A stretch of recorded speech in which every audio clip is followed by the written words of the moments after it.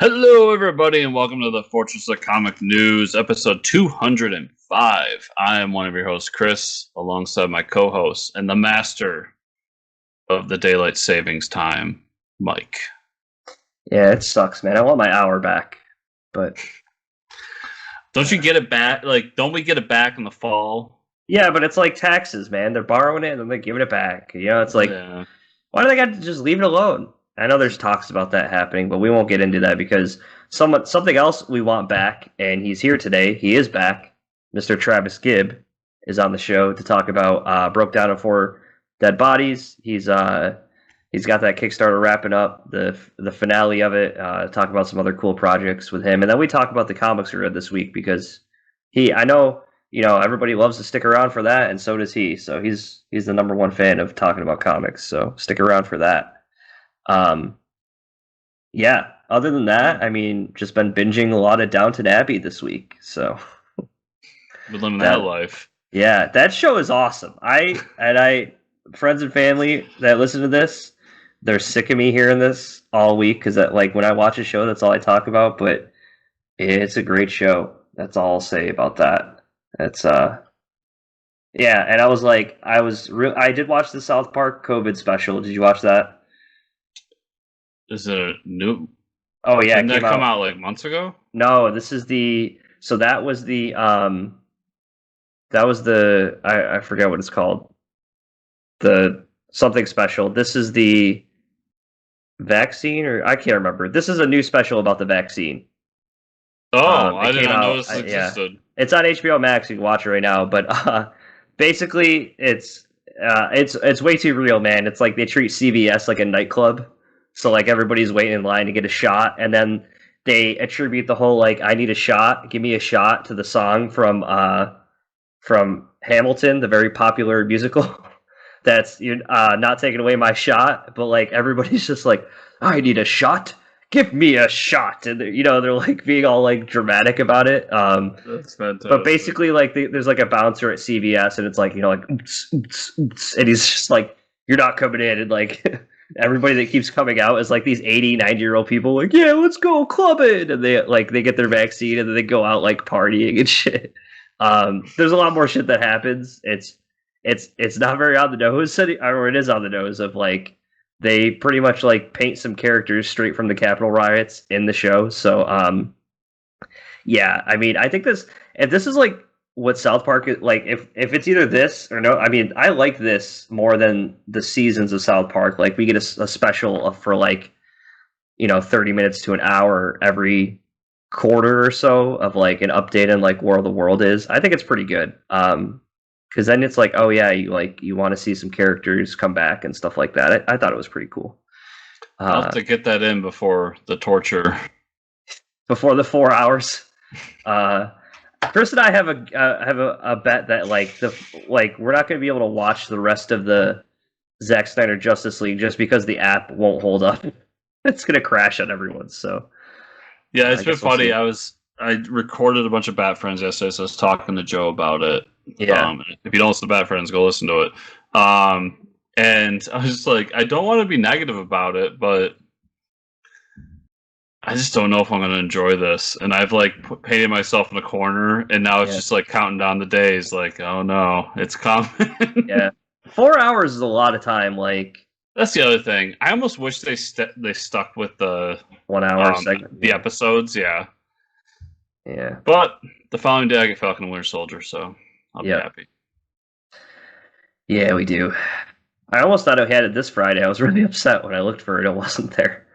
Which, speaking of which, everybody, this coming Friday, so the Friday after this launches, I'm co-hosting a live panel-ish thing about the Snyder Cut with the guys over at I Freaking Love Comics. So, cool. I don't know, follow me online or just go there and talk to them. Find it. It should be fun. We have a bunch of people coming in, and I'll probably be the only one that hated it, but it'll be fun to watch everybody shit on me. Yeah, so. you have to have one person on the panel, right? I have to be the negative Nancy every time. Amazon cast 2 characters for the new upcoming Boys spinoff. Lizzie Broadway will be playing Emma, and Jess and Claire will be playing Emma and Jazz Sinclair will be playing. I don't know, I have a name there, but they're going to be students at the Vought Industry School. So last season we found out that kids are being trained like an X-Men style, uh, or like what was that show that was like an X-Men spin-off? What the hell was it called? Umbrella Academy? Yeah, almost like Umbrella Academy. Not, but there was the one on FX that was like the dude was in a mental institution. Oh, But Legion. Legion, yeah, or something like that maybe, where like they're being held against their will almost. Yeah. But they're going to be, yeah, the VA industry as a school for kids with superpowers. I'm interested in this. I'll watch it. You know. So, longtime listeners, I screwed up there because what it should have said is Lizzie Broadway and Jazz Sinclair will be playing students at Vought Industries because their actual character names are like Emma and like Steve or something like that. Yeah, and they don't mean anything to anybody. So why did you add it to the article? Yeah, that's like they'll be yeah, like no, these characters don't exist. Like nobody knows who the hell they are. So that being said, I'm down to watch this. I mean, this is definitely a show that only exists because of COVID because they couldn't get a few of the cast members over from England. But fuck it, I'll watch it. New Falcon and Winter Soldier TV ads. Like I didn't even watch these. I want the show. Like it's a week away. I don't need any more trailers. You know, I just want the show. It's like, you know, I don't know. It's like playing with the tip and not the shaft. Like just give it to me. Like I'm sick of you teasing me. Like what the hell's going on? Come on, dude. I mean, I tried to think of something that did involve sex, but you know, apparently that's where my brain went. But just I'm where you are. Like I just want the show. Like I don't want to watch any more ads. I watch these ads, and I don't think there's a whole lot of new stuff. But I know I'm excited for this show. I was excited when you told me it was Falcon and Winter Soldier. So yeah, exactly. You're still watching Walking Dead? Anything to talk about there? Yeah, so we're 2 episodes in. The first episode just kind of set up why Maggie's back, who the big villain is. Which I mean, there's a big villain, not who it is. Yeah, and what happened to like where she went when she disappeared. And then episode 2 was funny because it's the secret origin of Dog. Oh. If you remember, Daryl like disappeared for a little bit, and he was going to go find Rick. Mm-hmm. So they did like a origin of that, where he was on the river, and he falls in love with this woman, and she has a dog, and that's where Dog came from. So that episode was a waste of time, but I mean, it was what it was. I'm gathering from what this was, because this is the short season. It's gonna be like 8 episodes or something. I'm gathering what this is a whole lot of filler content. Okay, but fuck it, I'll watch it. I got nothing else to watch. Yeah, I mean, I still have no interest in watching, but final Justice League trailer, we get a little more clips and insights into the Snyder Cut. I mean, I've been burned by DC so much that I'm hyped, but I'm also not hyped. I mean, I'm not expecting a whole new movie out of this, so we'll see. So I talked a lot already about this movie, but there was one moment in this trailer where I got hyped, and then I reminded myself that I'm probably not going to like this. But when Darkseid comes down and he shoots the Zeta beams, the Zeta, and it literally like did the Zeta beam thing, I was like, that's awesome. the whole Zeta beam thing, like that, that gets some extra points there for sure. But yeah, I'm just excited to see it. I like the Darkseid reveal, and everybody's talking. We're going to see Martian Manhunter at some point too. So let's see it. I feel like the Green Lantern scene got extended a little bit because I don't remember seeing the Green Lantern go up and fight him. No, and the only shot of Green Lantern we had was like when they showed this giant war happening. Yeah, it was very vague. They didn't show. I don't remember them showing specific Green Lantern. It was just a dude in the background, like creating a construct.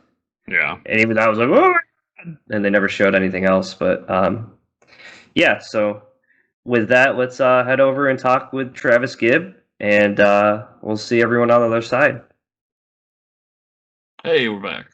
Hey, so check it out. Still 8 days left. Probably a few less than that on Kickstarter. Broke down in 4 Dead Bodies, and Travis will be back to talk comics later. So let's talk comic news.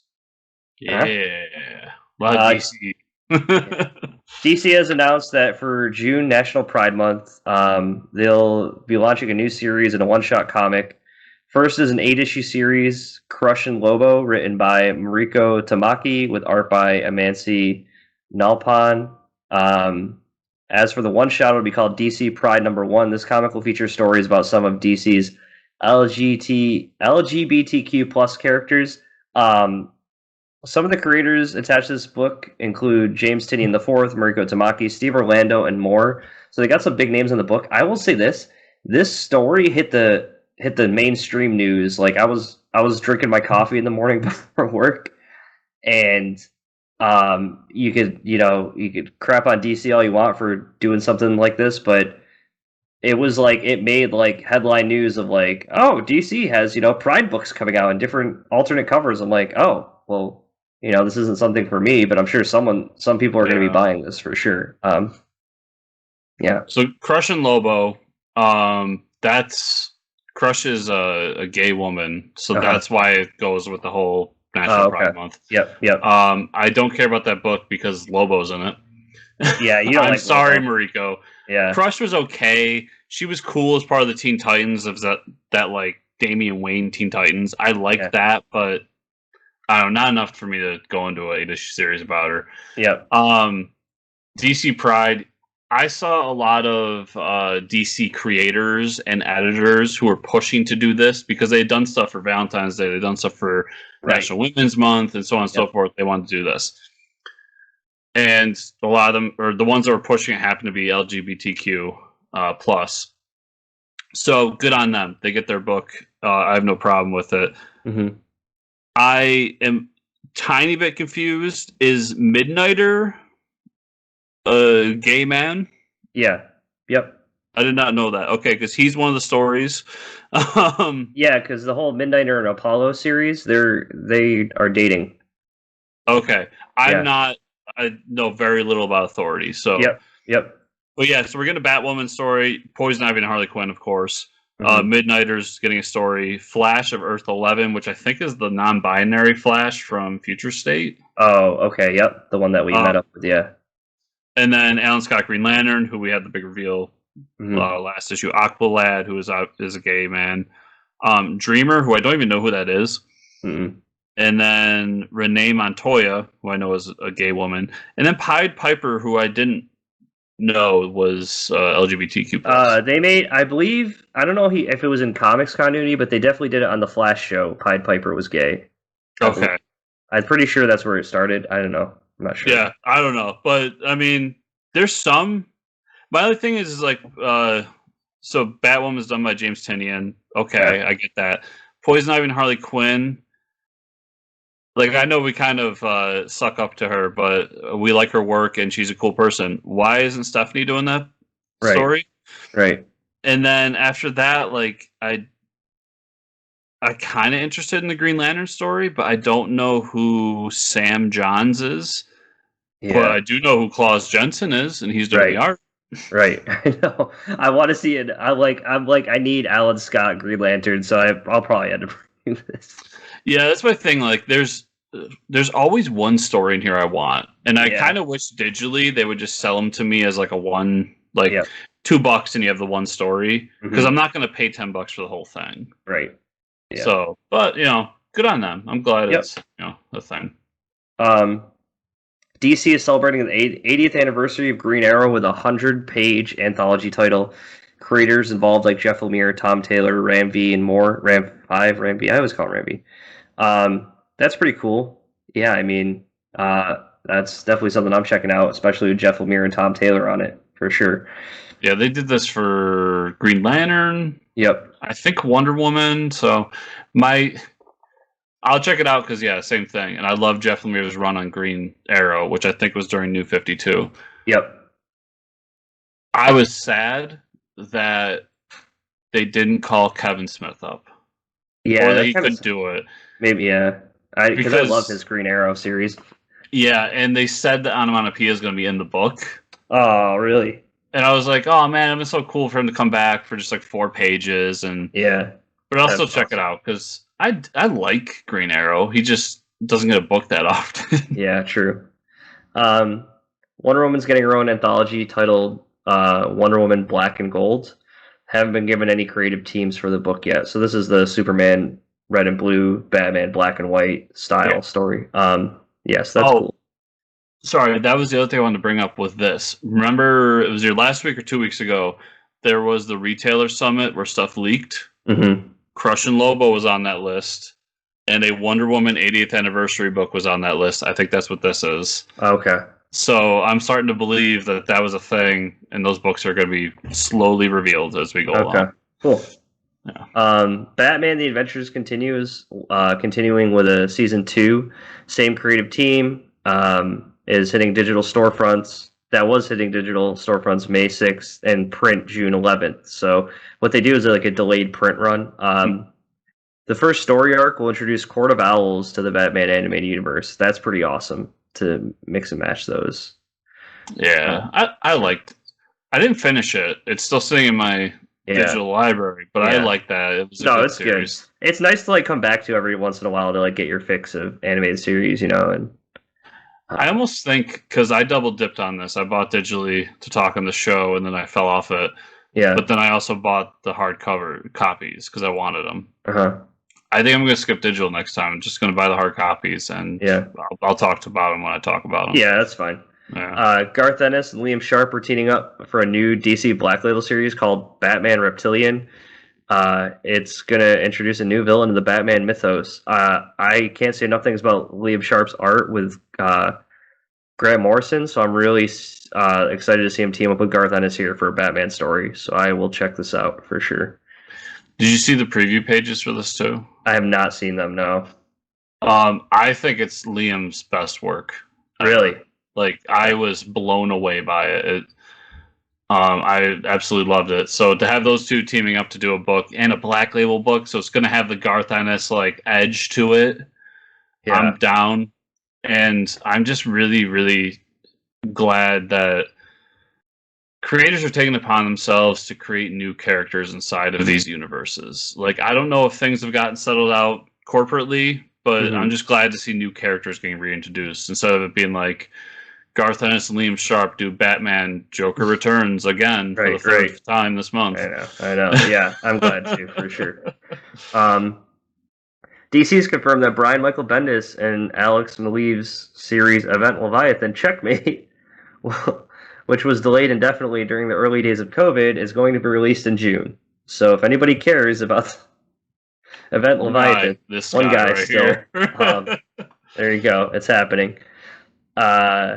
James Tynion IV and Alvaro Martinez Bueno are reuniting for a creator-owned comic at DC Black Label titled The Nice House on the Lake. It'll be a horror series about a man who has people trapped at his house on the lake. Okay. James Tynion writing a horror book. This will be interesting. I'm curious to see what he does straying away from the Batman stuff, you know? He does a lot of horror stuff. Does he? I don't think I've ever heard of it. Yeah. Okay. I constantly read him talk. A lot of his creator-owned stuff. I mean, he did Department of Truth. I got the trade in my backpack. That's going to be the next thing I read. But from what I've seen from him, he does a lot of horror. And if you remember, I don't know, 6 months ago, he started that horror magazine that has short stories in it and comics and all kinds of stuff. So I guess he's a horror guy. Oh, okay, cool. But yeah.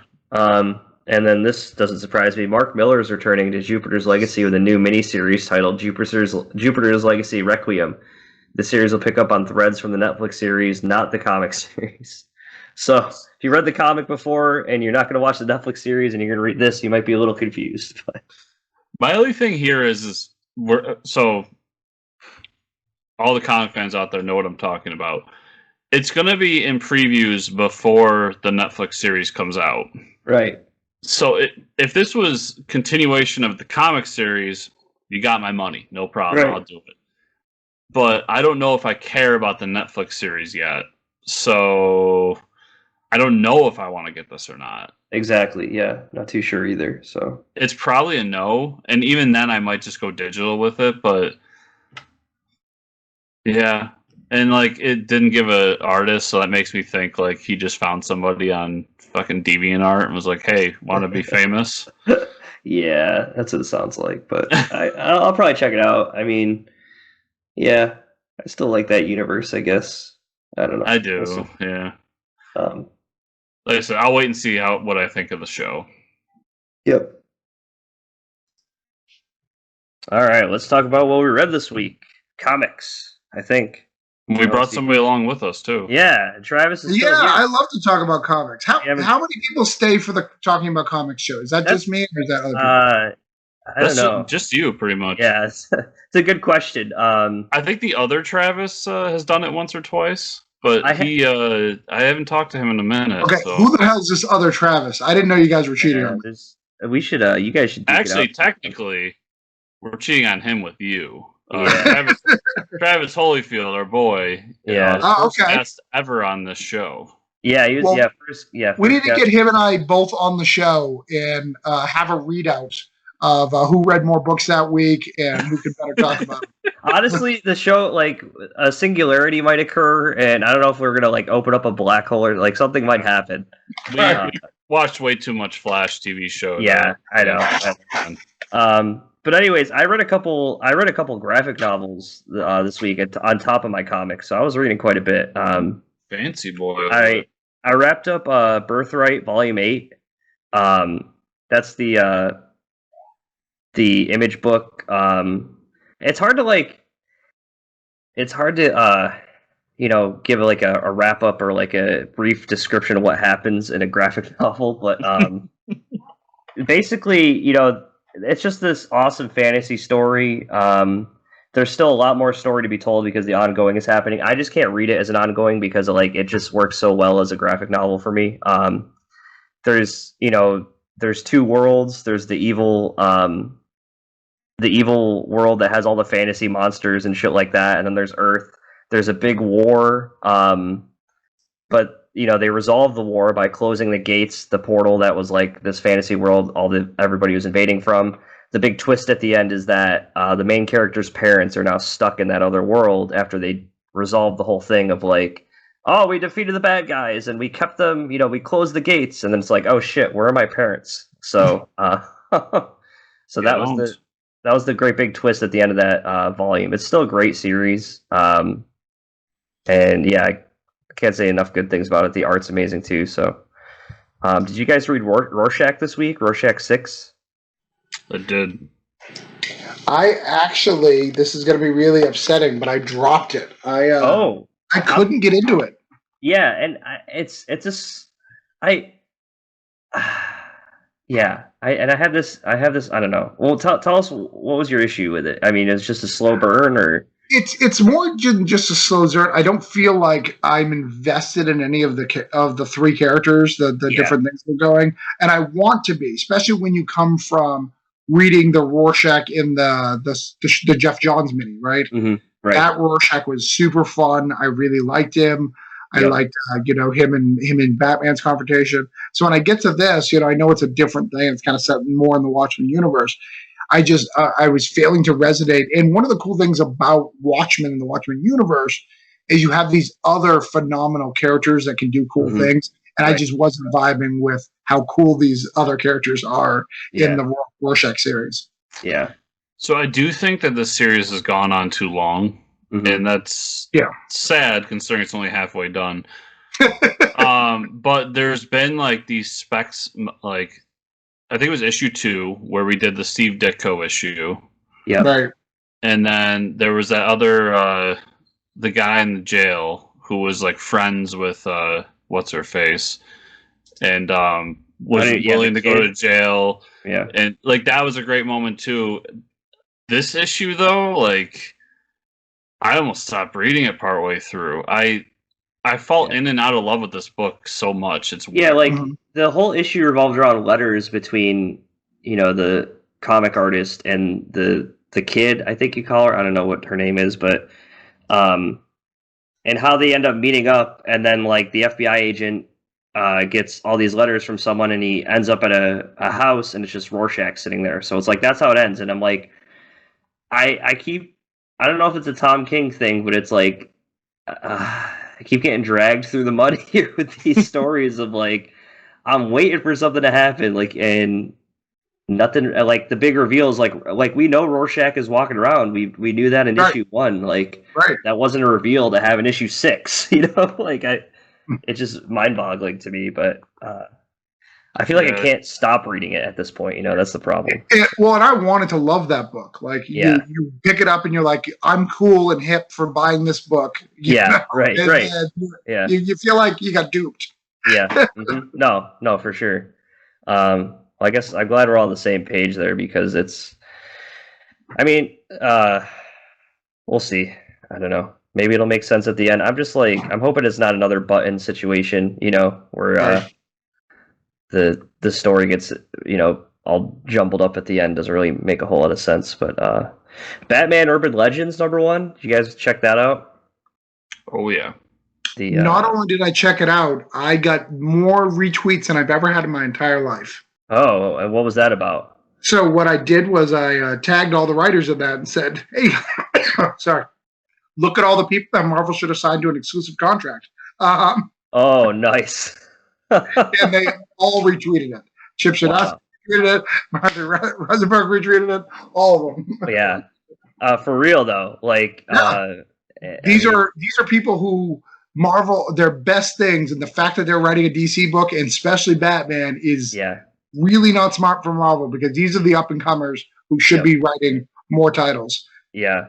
And I mean, all the stories were really strong. I mean, you had, and even like I don't read Harley Quinn, but I'll read, you know, Stephanie Phillips Harley Quinn. Right.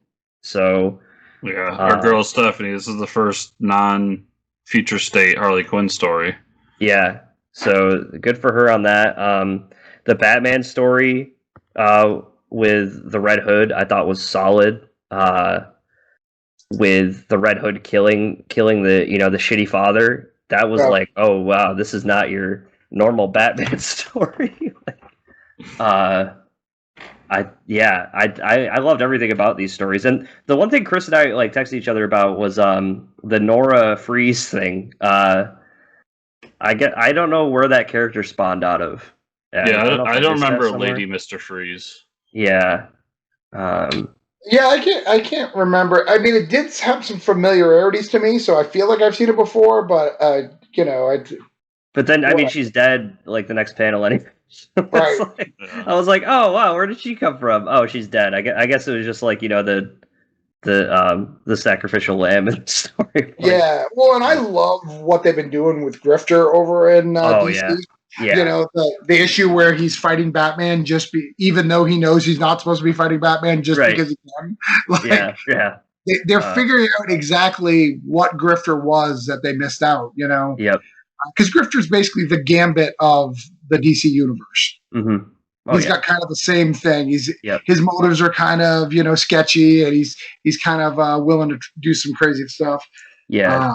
Like you said, the fight with Batman, where he's like, "Okay, we can stop." I'm like, "I'm done." You can stop beating the shit out of me, dude. Like, I get it. Like, you would. He's like, "Man, you're strong."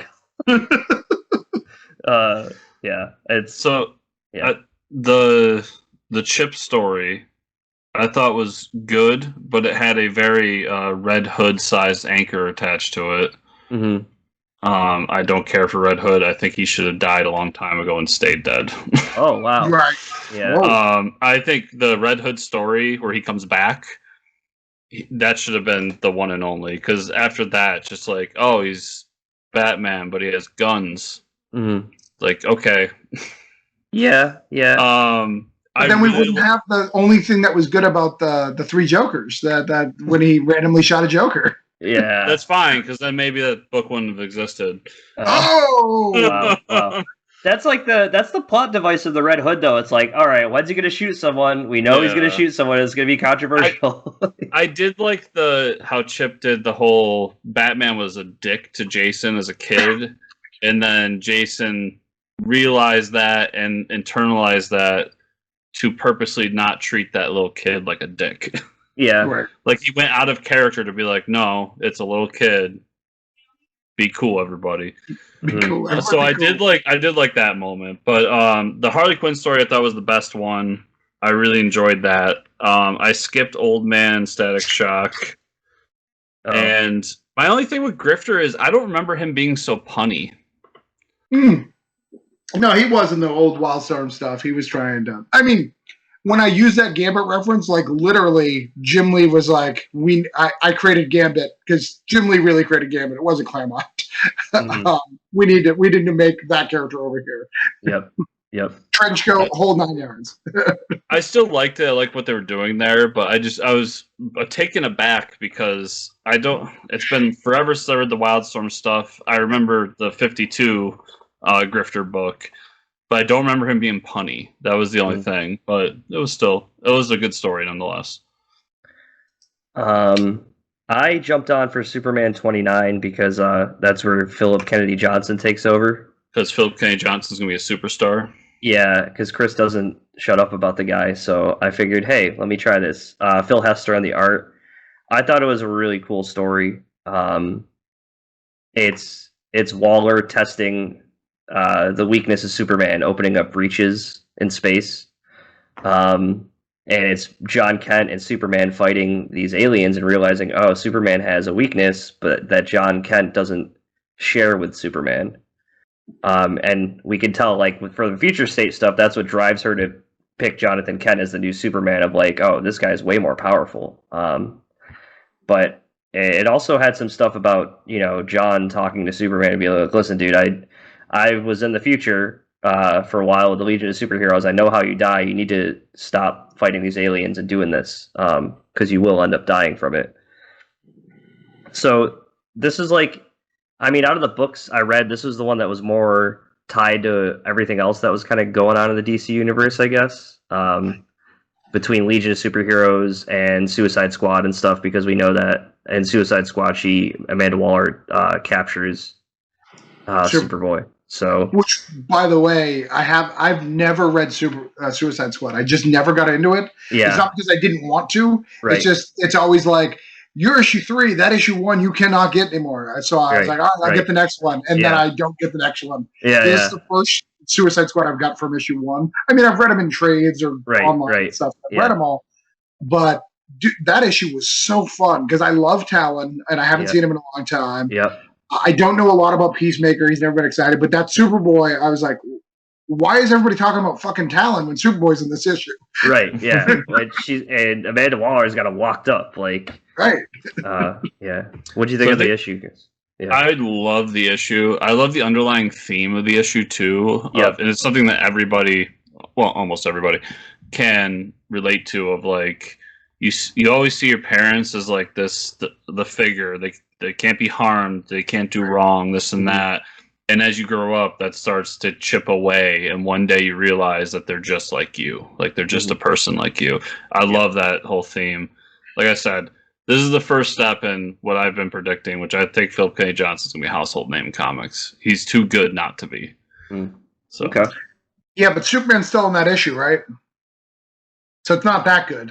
Yeah, true. True. Yeah, I jumped on and I thought the issue had a lot of heart, like you said, the underlying theme, and I think that's I don't know, that's what always got me for Superman stories, is like they're uplifting or have heart to them, you know what I mean? Like there's always, I don't know, it always seemed like that's why the Tomasi stuff was so good for me. Right. Yeah. But well, even the old JMS when he walked the earth and didn't fly for a little bit, right. To try to see that, those are the Superman stories that I'll buy. Right. The ones I hate Superman, but I'll buy him if you can get him being the beacon of hope that he is in trying to live in a real world like that. Mm-hmm. I don't we need to have something bigger to beat him. Right. What do we have bigger that can beat Superman? It's crazy, I think Bendis did really good in the Man of Steel, but then when you gave him 2 titles and had him running, it's all over. Like, you're wasting your time. Yep, for sure. Space Bastards 3, Eric Peterson, Joe Aubrey, and Derek Robertson. That was what I tweeted to Derek Robertson about. I'm going to mess up his name again. It wasn't like Zadark or Zordak. This issue's the main character who becomes what do they call him? Postmasters. He's he gets blown up to smithereens and ends up coming back at the end of the issue. So he gets regenerated and becomes a package himself. So that's a new twist on the story of like a person can become a package that has to be escorted. So, but the sex club was a pretty awesome scene. I don't know. What'd you think, guys? Did you both read this? It's on my stack. I didn't read it yet. Oh, okay. Yes, I think I talked too much about this book, but it's just I keep saying it gives me the feel of The Boys. It has this awesome sci-fi world that's not like the perfect sci-fi. It's that cruddy, nasty, like gross sci-fi. Yeah, it has everything I love. This book's amazing. I'm so glad it exists. Yeah, with little short, fat aliens that want to get their rocks off. Yeah, it's kind of gross. Yeah, and that, you know, after talking with Derek, like I can see his inspirations on the story. Yeah, because I'm just like, yeah, this was a Derek thing. yeah, for sure. And then I had the last couple things I read were I got Wonder Woman Earth 1 Volume 3, which is the last installment with Grant Morrison and Yanni Paquette on the art. Fantastic art, amazing art. The Earth 1 stories are always great, but this is like wraps everything up. You know, the giant war with Maxwell Lord, who's actually Ares. You know, oh, spoilers. But there's it. And they kind of hit the nail on the head where they talk about it's like a golden age story with like modern themes, I guess, because like the whole issue, there's maybe a few pages that are kind of attributed to this giant battle, but most of it is like Diana talking to different factions within the Amazons of, and she goes to like another, she talks with Amazons from another world where all like, she goes to that island of the Themyscira and there's all these dudes that are like, in collars and leashes and stuff like that. So it's very Grant Morrison-y at sometimes. Right. And I think the way it's wrapped up is like, I mean, they get to the whole like, you know, be like showing people love and stuff like that instead of trying to just like kill everybody and you know flex your power over people. But I thought it was a good wrap up to the story. I don't read a whole lot of Wonder Woman, but I really like that series. And then, you know, at the other side of Grant Morrison, I read this week was the finale to Green Lantern Season 2. And that's the Liam Sharp art is always great, but that story just lost me. Man, that was one of those books where I was like, I had trouble finishing it almost. He like started really strong with like a Green Lantern story and then kind of just went off the rails, and he kind of lost me with it. So, yeah. Yeah, it's like he wanted to touch a little bit of everything, but never give you enough to make you satisfied. Yeah. So he's like, I want to play with all of the Green Universe stuff, but I don't want to actually affect anything. I just want to touch it. And that was the problem. He's like, oh, well, here's all his past villains, but they're toys. And it's like, what does that even mean? I'm like, dude, I want to see some Black Hand. Like, bring Black Hand back. He's like, we did, but he's not the real Black. I'm like, that. I'm just not invested at that point. Like you said, it's and that's So, I think he kind of missed the mark there. Maybe if you read it as like an overarching epic, maybe it's good. Maybe I'm just not a big enough Green Lantern fan. I don't know. Sure. But that's what I had this week, guys. Well, in the Wonder Woman, going back to that, the positive of that is he didn't Grant Morrison up the ending. Yeah, you know, he didn't make you have to think, which is something he has to do. He's like, I really want you to think, like the Green Lantern. Yeah, it's a thinker issue where the Wonder Woman's like, no, this is just how it went out. Getting in, there you go. Yeah, and that's what I appreciate about it. Yeah, you hit the nail on the head there. It's like, okay, there isn't some higher level thing going on here. It's just like this is the wrapping up of the story. So yeah, I really like that part of it. So I also had Black Hammer Visions #2.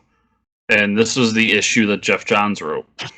Oh, okay. So this is like my first Jeff Johns non-Big 2 book. Okay. And I thought it was okay. It was a very paint-by-numbers horror story of involved Madame Dragonfly. Dude's been kidnapping people, sending them to the cabin, kind of torturing them, keeping them as slaves, and Madame Dragonfly comes in. The art was kind of meh. It has a a style. I'll put it that.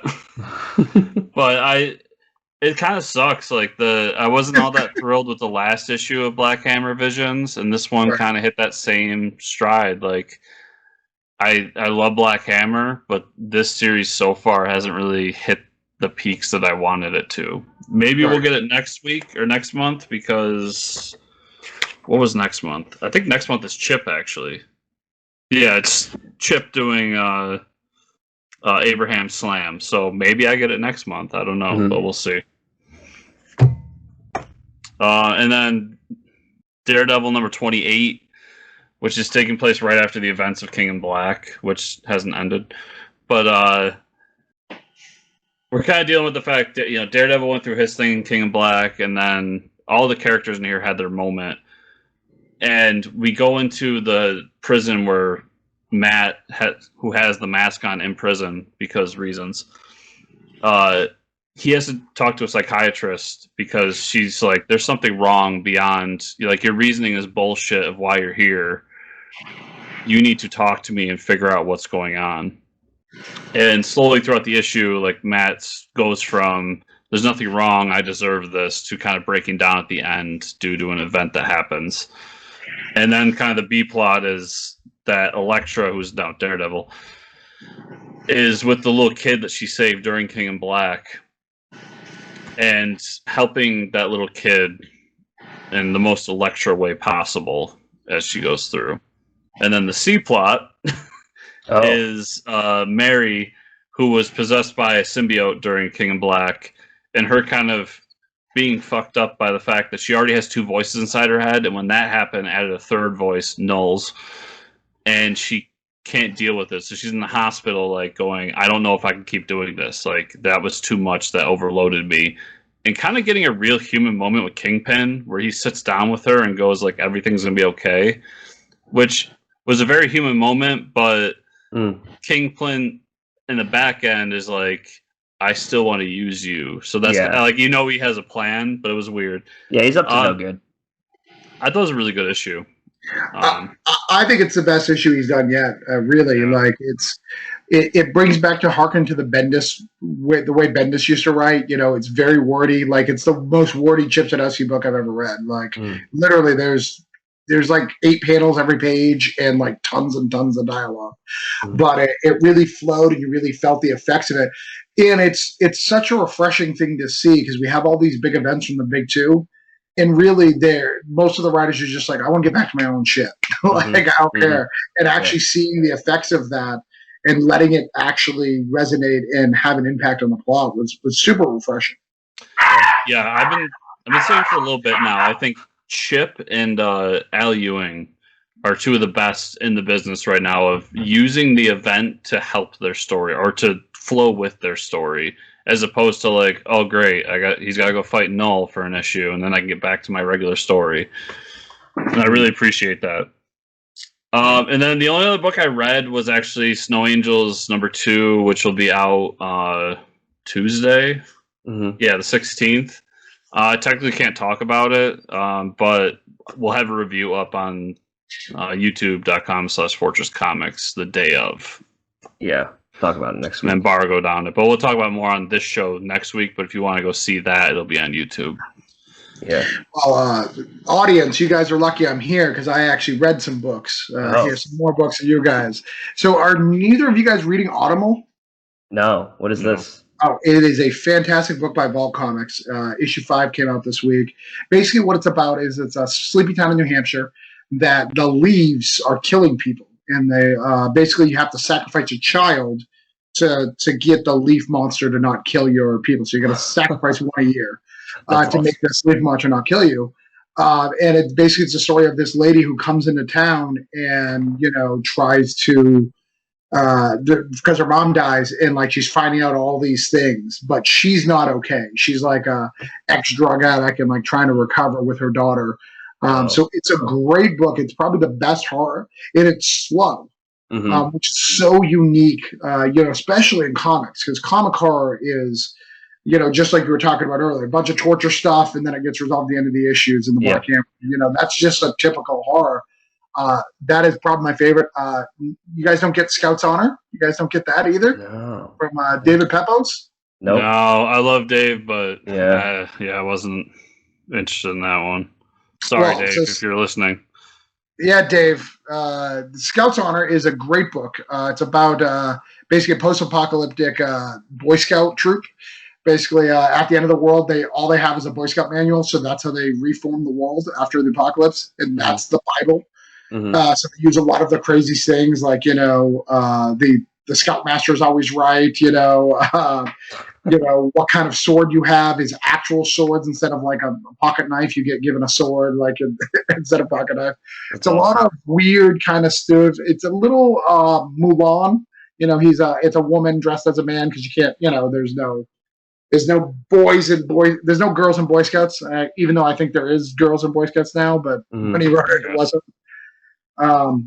Really good book. I also read Joker. That was a hard read. Yeah.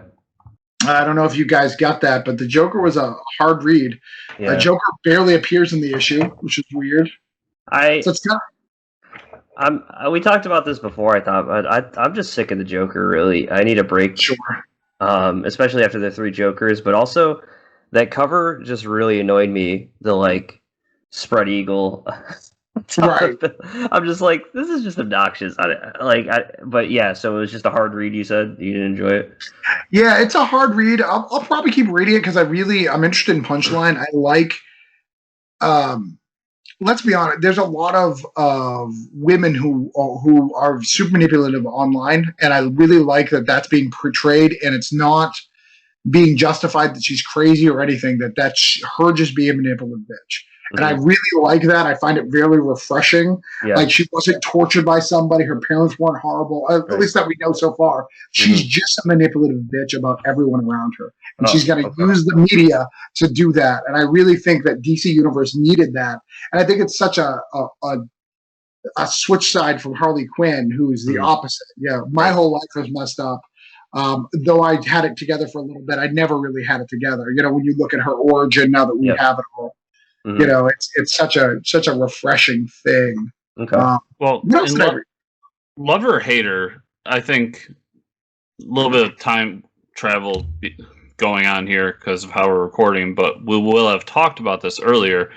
Right. I really like that creators are starting to create new characters inside of these universes again.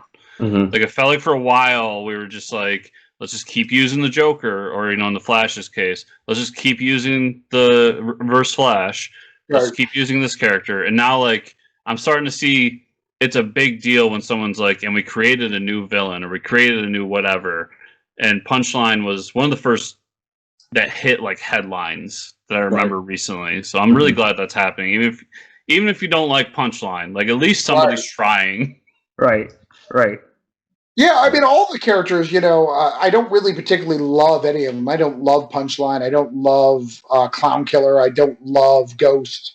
But I like that they exist. I like that they're fun, especially Clown Killer. I mean, that's just a logical transition. And having a little punk kid, it's like akin to Frank Miller's, the little gang that used to hang out in Frank Miller's run of Daredevil. Like, there was just a little gang that used to beat up supervillains and the small time criminals. I just love it. And what do? You kill, or what do you do to stop this kid from doing what he's going to do? Yeah, right.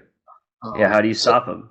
Exactly. How do you really stop him? You could get it. And just like he said in the issue where they tried to stop him, go ahead, lock me up. I'll kill more clowns there. No problem. Yeah, right. It's kid logic, man. Right. I also read Children of Adam, which is the weirdest book ever. Okay, that's which I'm sure most people skipped. Just so you are aware, that is in the Hickman X-Men universe. Yes. I don't know how. It's going to plan out. But yeah, and I don't think they're mutants because they can't go through the gate, and they don't seem to be connected to Cerebro.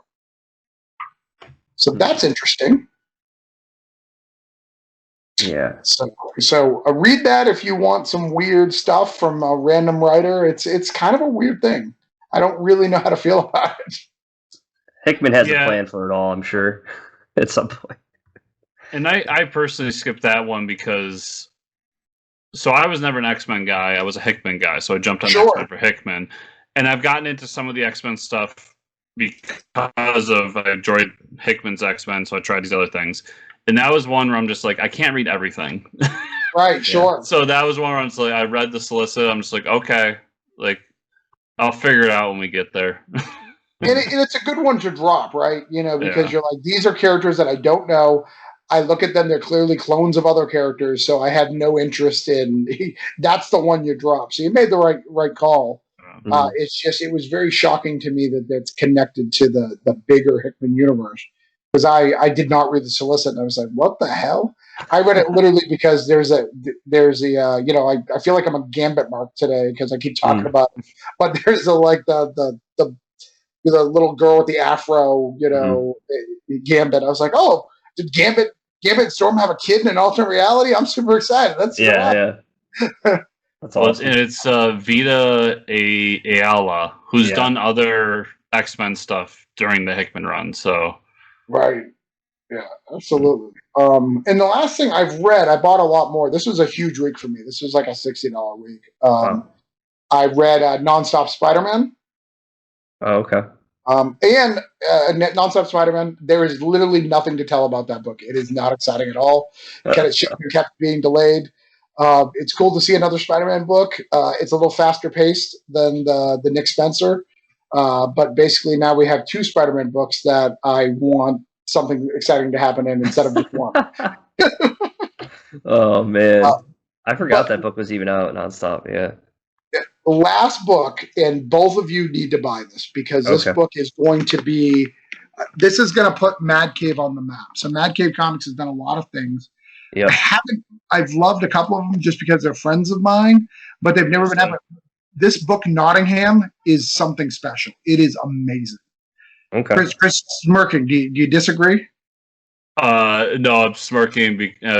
Fuck it, the audience can know. I've booked him to be on the show, so. No, this book is something special. Like, this is literally one of the most exciting books I've read in years. And it's got a familiar feel. It's a Robin Hood based tale, but there's no arrows. There's no, archer. It's just this big dude in a mask killing people. That's awesome. This is a must-have book. Like, it really is. It's really something special. It's the best thing Mad Cave's put out. And that's really hard to say because, as we talked about Cthulhu Invades Oz, I have several Mad Cave creators in that book who I love. But this is the best thing that company's put out. And I think it's going to put them on the map. I think it's going to be a big seller. Even more so, the guy from Scout, I was having lunch with him, and he was just like, hey, who's that guy? Do you know him? Like people are talking about him. Like, I think that this guy's something special. And on that, everybody stay tuned to Fortress Comic News because David Hazen, the writer of that book, is going to be on the show in a few weeks. Yeah. Check it out. Dude, definitely check that out, that interview. And if you guys can, if you're listening to it now, buy it at your comic store now because it will sell out. And you're missing out on a really good opportunity. Okay. Yeah, I just had to look it up too because Mad Cave is only at local comic shops, so I'm lucky that there's a couple in Albany that has it, I think. So, yeah. But yeah, so looks like that was everything, everybody. Travis, once again, where can people find you on that internet? Mostly Pornhub, but I do go other places. Nice. I'm a subscriber. Yep, that's me. Right? No.